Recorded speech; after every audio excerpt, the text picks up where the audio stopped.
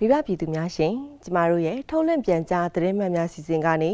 ဒီကနေ့မှာထုတ်လွှင့်တင်ဆက်ပေးမှာကတော့လူမှုကွန်ရက်မှာပြန့်နှံ့နေတဲ့သတင်းတုသတင်းမှားများကိုသတင်းမှန်ပြန်ကြားပေးမှာဖြစ်ပါတယ်ရှင်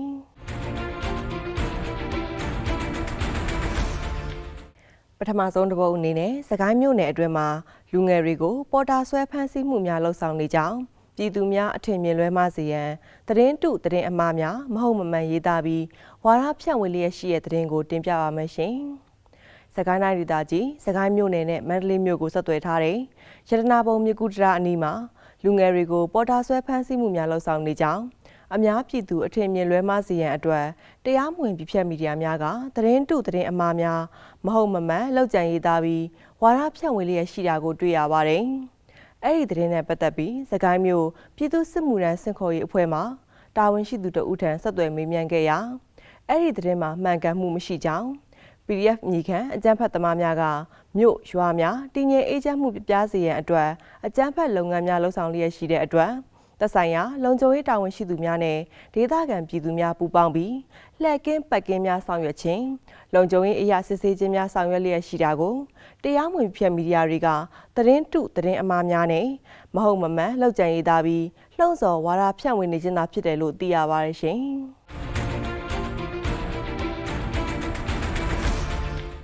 နောက်ဆုံးတစ်ပုဒ်အနေနဲ့တရက်ချောင်းမြို့နယ်ဝင်းကဖော်ကြီးရွာကိုလုံခြုံရေးတပ်ဖွဲ့ဝင်များကလေရင်ဖြင့်ပုံကျဲတိုက်ခိုက်မှုကြောင့်ပြည်သူ၄ဦးထိခိုက်ဒဏ်ရာရရှိခဲ့ကြောင်းတရားမဝင်ပြည့်မီဒီယာများကမဟုတ်မမှန်ရေးသားဖြန့်ဝေလျက်ရှိတဲ့သတင်းကိုတင်ပြပါမယ်ရှင်။တရင်းနိုင်တိုင်းဒေသကြီးတရက်ချောင်းမြို့နယ်ဝင်းကဖော်ကြီးရွာကိုလုံခြုံရေးတပ်ဖွဲ့ဝင်များက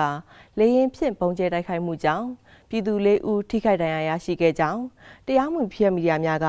မဟုတ်မမှန်လောက်ကျန်ရေးသားလျက်ရှိပါတယ်။အဲ့ဒီသတင်းနဲ့ပတ်သက်ပြီးတာဝန်ရှိသူတဦးနဲ့ဆက်သွယ်စုံစမ်းမေးမြန်းချက်အရာတရားမဝင်ပြည့်မီဒီယာများကလောက်ကျန်ဖန်တီးဝါဒဖြန့်ရေးသားခြင်းသာဖြစ်ကြောင်းအကြမ်းဖက်သမားများအနေနဲ့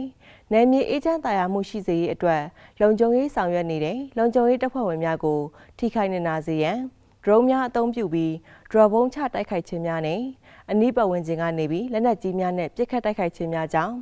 အပြစ်မဲ့ပြည်သူလူထုရဲ့နေအိမ်များစာသင်ကျောင်းများပျက်စီးခဲ့ရတဲ့အပြင်အသက်ဆုံးရှုံးထိခိုက်ဒဏ်ရာများရရှိခဲ့ကြောင်းတရားဝင်ပြည့်မီဒီယာများကအကြမ်းဖက်သမားများရဲ့လုပ်ရက်ကိုဖုံးကွယ်ရန်နဲ့လုံခြုံရေးတပ်ဖွဲ့ဝင်များအပေါ်ပြည်သူများအထင်အမြင်လွဲမှားစေရန်အတွက်လောက်ကျန်ဆွဆွဲရေးသားထားတဲ့သတင်းတုသတင်းမှားသာဖြစ်ကြောင်းသိရပါရှင်။မိဘပြည်သူများရှင်နိုင်ငံတော်အစိုးရနဲ့တပ်မတော်အပါအဝင်လုံခြုံရေးတပ်ဖွဲ့ဝင်များကနိုင်ငံတော်တည်ငြိမ်အေးချမ်းရေးနဲ့တရားဥပဒေစိုးမိုးရေးလုပ်ငန်းများဆောင်ရွက်နေမှုအပေါ်